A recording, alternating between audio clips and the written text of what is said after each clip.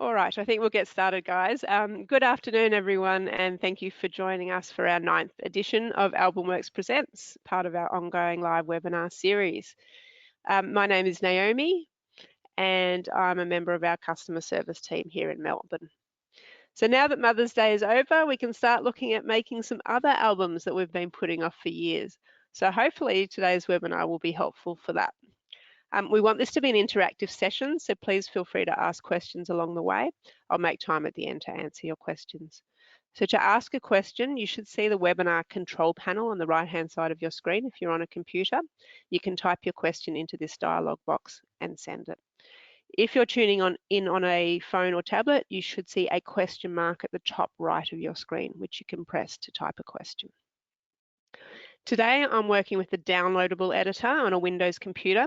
The Mac version of the editor is the same, so Mac users will be able to follow along.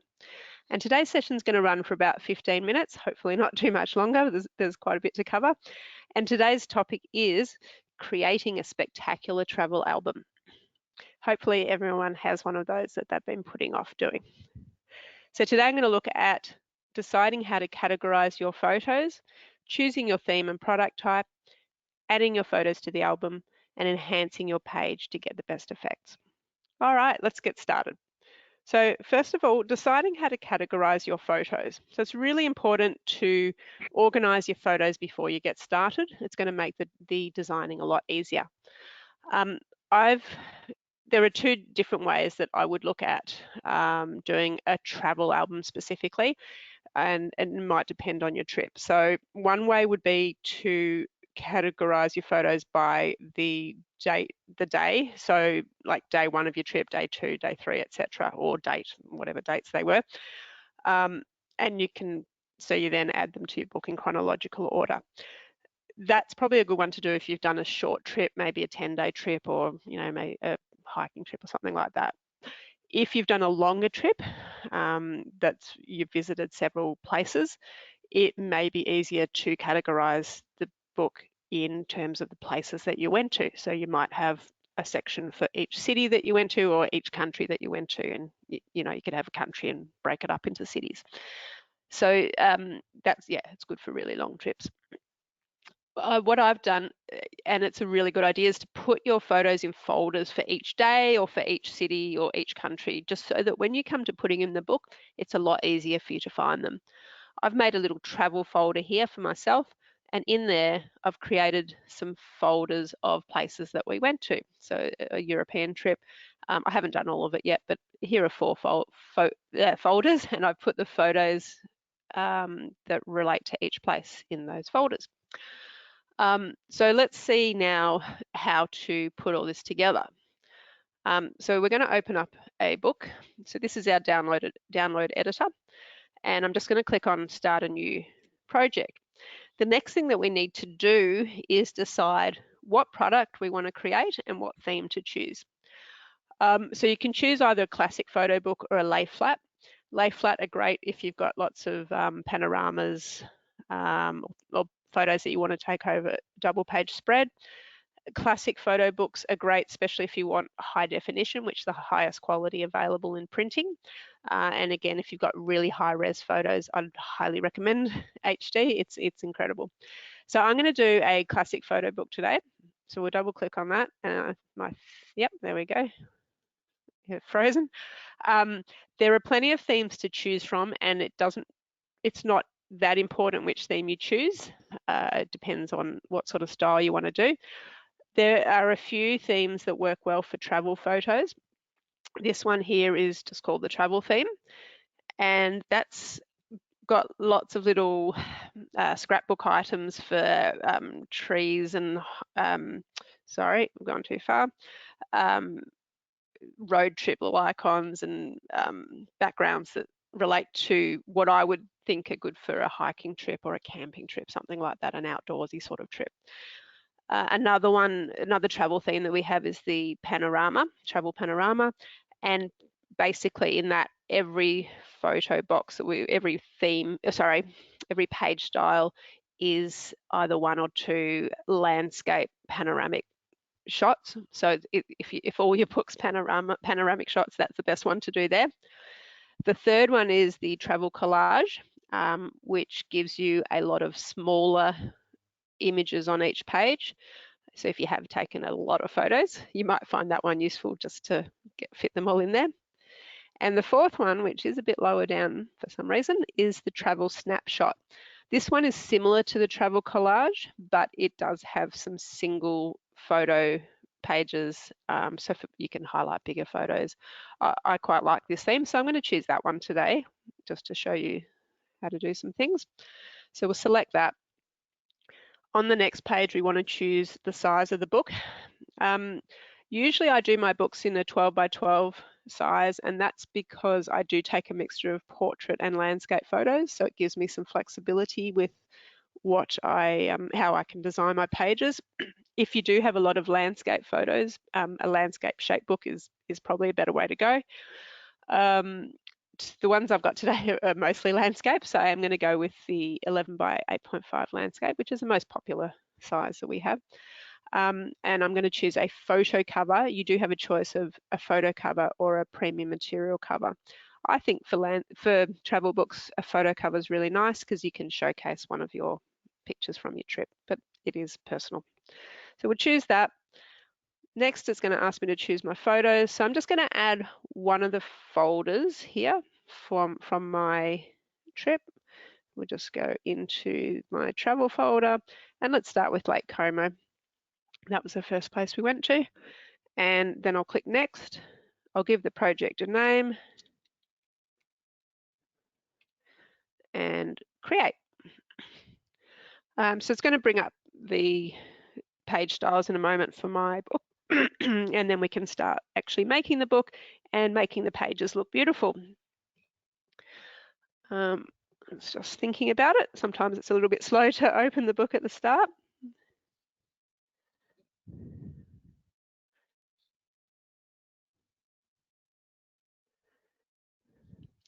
And so what a good thing to do is I'm going to work on Lake Como first, and then once I've finished doing the photos from that part of the trip, I can remove them from the picture list on the left-hand side, and I can add the next set of photos that I want.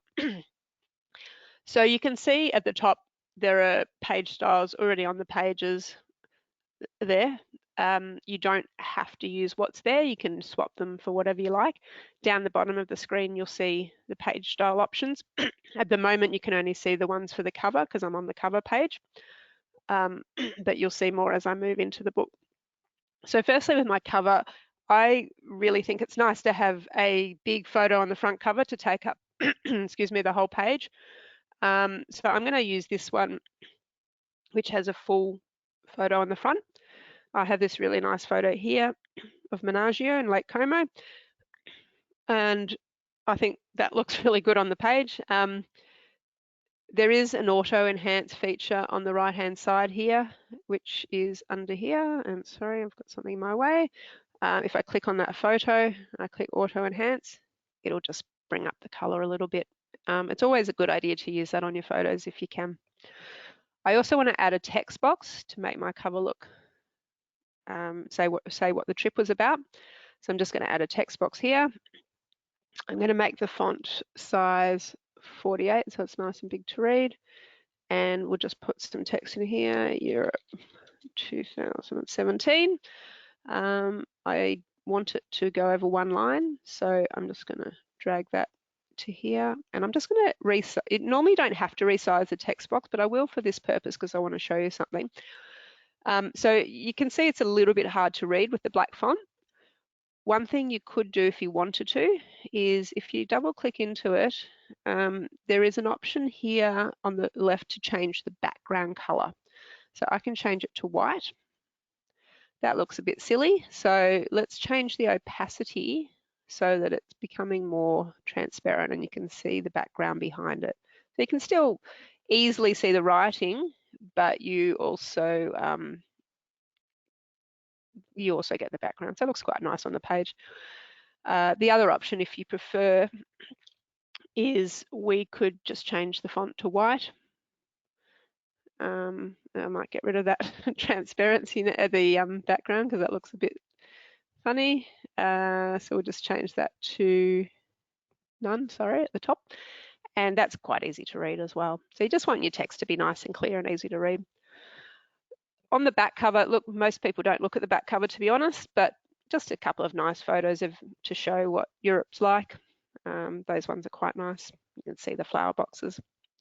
So I'm quite happy with my cover at the moment.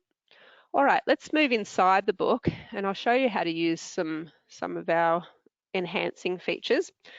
Let's just pop a photo on the page. So we'll drag this one on here. It's just a nice night shot. So first thing there's lots of little things you can do. You can use a mask.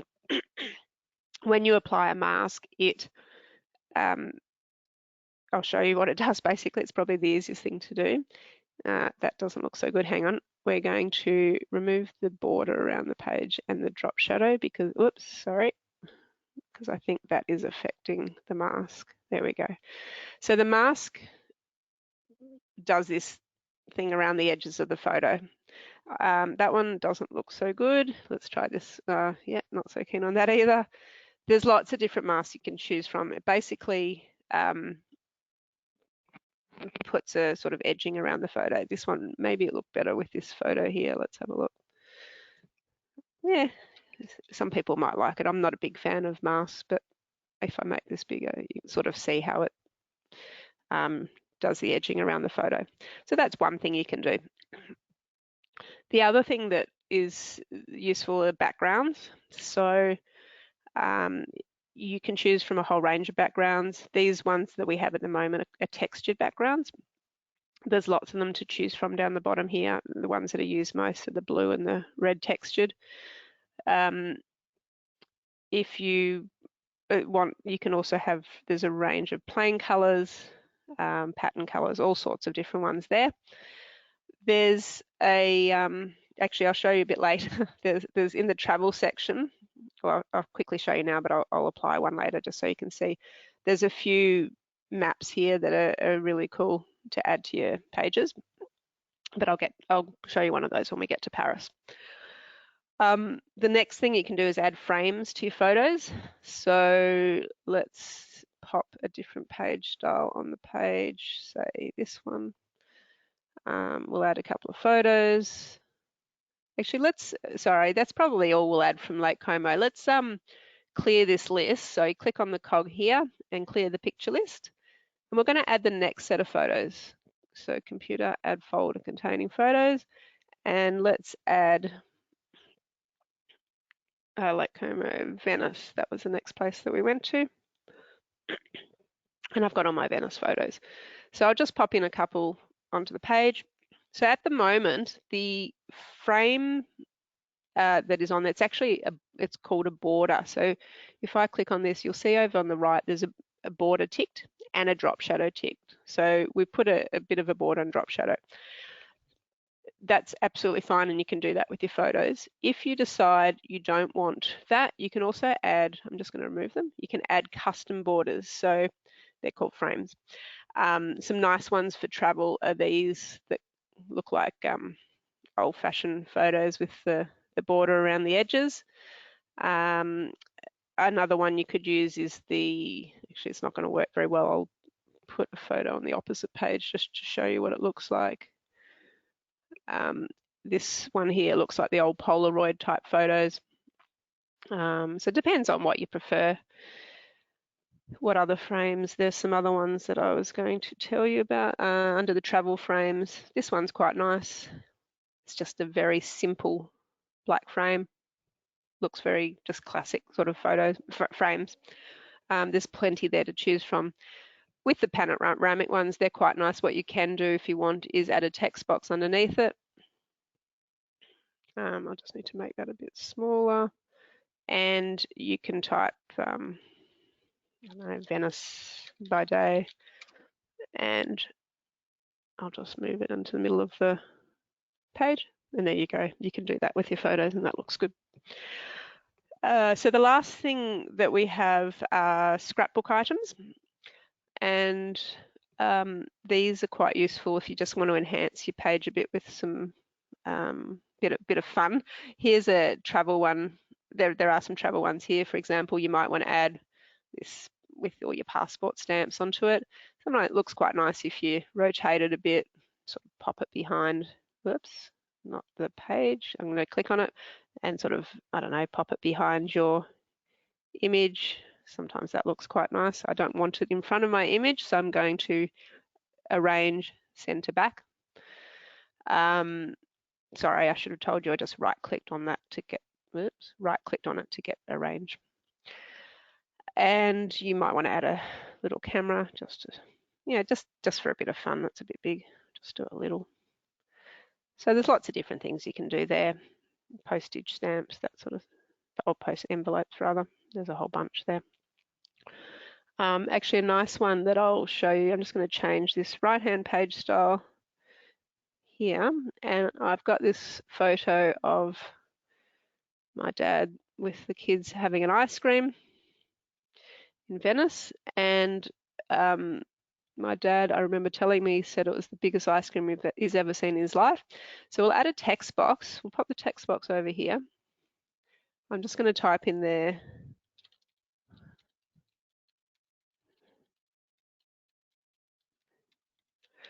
And we'll write some text in there. Okay, that looks nice, but let's make it a bit more exciting. So in our scrapbook items, under scrapbooking heading, we have little speech bubbles, and these are pretty cool. I'll find one here for you. Here's one. So I'm going to pop that in here. I'm going to send the speech bubble to the back so that I've got my text. I'm just going to have to resize my text box a little bit so that it fits. Might make my text a bit bigger, say 16 points. And look, my dad's talking to us. So there's little things like that you can do. Again, it depends whether you want to have a bit of fun with your album or if you just want it to be really classic and traditional. If you want it to be classic and traditional, what you can do, let's show you Paris. So I'm going to clear the picture list again. I'm going to add my photos, add my photos from Paris.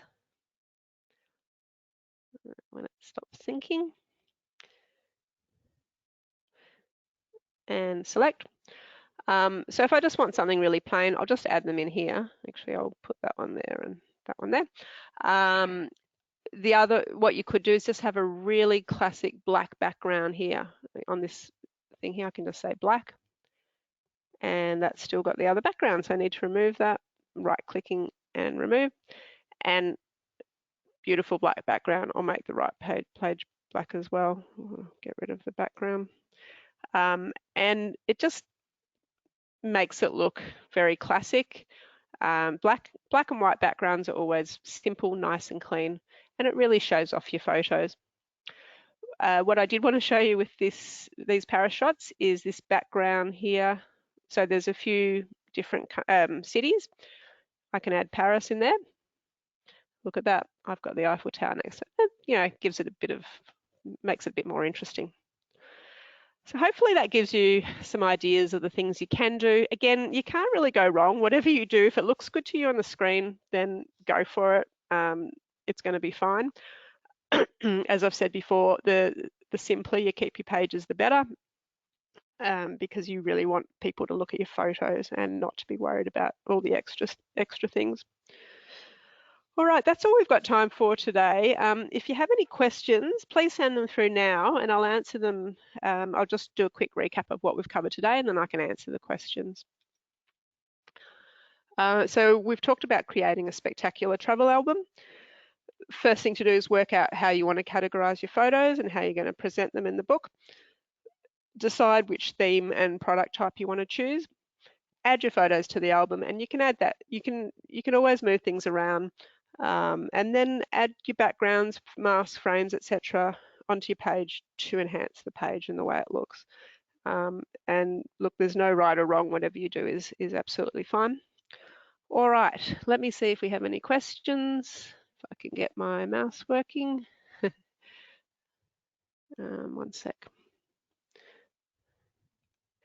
Okay. All right, so someone's asked about blank pages at the end of the book. So if you have designed your book and there's too many pages and you can't use them all, you do need to delete blank pages. With books that are 11 by 8.5 inch or bigger, you have to have a minimum of 30 pages. It won't let you go less than that, and that's to ensure that the binding is satisfactory. So if you have pages that you don't need or they're blank or have a background you haven't used, so for example, we haven't used pages 31, 32, sorry, 32, 33, all you need to do is open that page that you want to delete, click on the page menu, and then click delete. And it will say, are you sure you want to delete the current spread? Yes, and it's gone. So now if I go to the end, I've only got 38 pages instead of 40, which is the default. So yes, it is really important to delete your pages before you order, otherwise they will print. I think that is all the questions we have for today. Oh, sorry, someone has just asked, can I add a page full of text? Yes, absolutely you can. So really easy, just delete whatever's on the page. You just click on each item and press delete, delete, delete on your keyboard. Then add a text box.